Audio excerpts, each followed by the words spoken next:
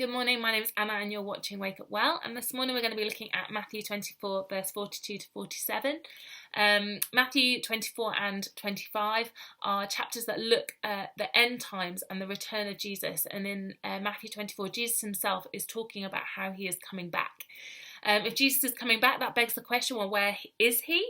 Well, as Christians, we believe that Jesus died on the cross, that he is buried, that on the third day he was resurrected, and that later he ascended into heaven to be at the right hand of the Father, and that one day he's going to be coming back.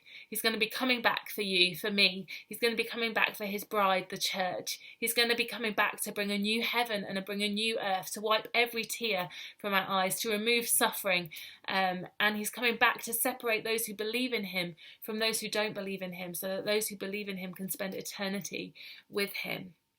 He's coming back, but when is he coming back?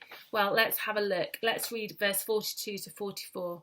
It says this: "Therefore keep watch, because you do not know on what day your Lord will come. But understand this: if the owner of the house had known at what time of night the thief was coming, he would have kept watch and would have not have let his house be broken into. So you also must be ready, because the Son of Man will come at an hour when you do not expect him." Jesus is coming back, but we don't know when. We know it'll be an hour when we don't expect him. This mirrors beautifully what happens in a Jewish wedding. At a Jewish wedding, the bride and the groom, they come together for a betrothal service where they're legally married in every way apart from the physical consummation of the marriage. After the betrothal service, the bridegroom actually goes away. He goes to his father's house to prepare the bridal chamber, to get it ready to one day bring his bride back there. He can be gone over 12 months, over a year, and the bride does not know when he's going to come back for her. And he'll come in an instant with a procession to take her to the final part of the marriage ceremony and to be with him forever.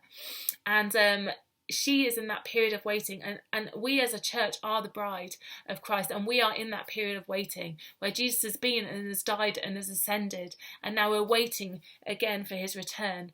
We can encounter him. We know his love. We can hear his voice. He has sent the Holy Spirit to be with us now as we wait, so that we can grow in depth of relationship with him, so we can know him more, so we can grow in our love for him, which is amazing and it's awesome. It's kind of like when someone you love goes away for a while, and you can continue to grow in that depth of relationship with him through phone calls, through chatting to them, through sending and receiving gifts. But nothing compares to when they come back and you see them in the flesh again. So we're in this time of waiting. What do we do in this time of waiting? Let's see. In verse 42 and 44 it tells us. In verse 42 it says, "Therefore keep watch." We need to be looking for the return of Jesus. In the cities in Israel back in the day, they all had walls, and they would position watchmen on the walls to keep eyes out for whoever was coming into the city.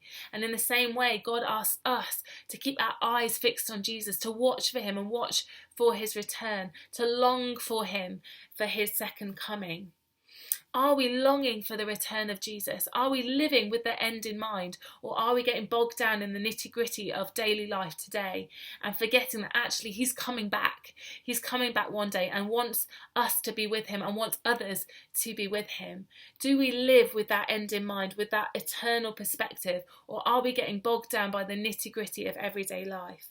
We're called to keep watch. And then in verse 44 it says this: "So you must also be ready."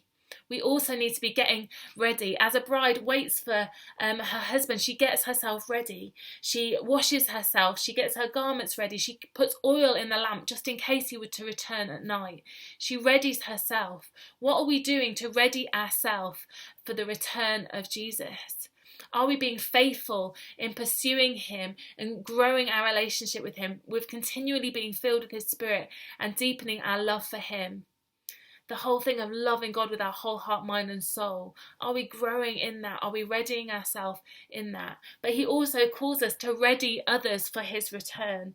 So verse 45 talks about the faithful and wise servant who the master has put in charge of the servants of his household, who is called to give them their food at the proper time. We're called to ready ourselves, to get food from the Holy Spirit, food from God, to grow in him. But we're also called to pass that food on to others. to pass Jesus on to others. Jesus calls himself the bread of life, and we've received that bread, but he calls us to give that bread to others, because Jesus is coming back not for us, but he's coming just for us, but he's coming back for all who believe in him, and we want as many to believe in him as possible. So today is an encouragement to not be complacent, to not get bogged down in the nitty-gritty of the now, but keep watch and get ourselves ready for the return of our lover, of our bridegroom king, of the one who is coming back for us to spend eternity with him. Let's ready ourselves and let's be asking him, who can I share the good news of Jesus with today, so that they would be ready too.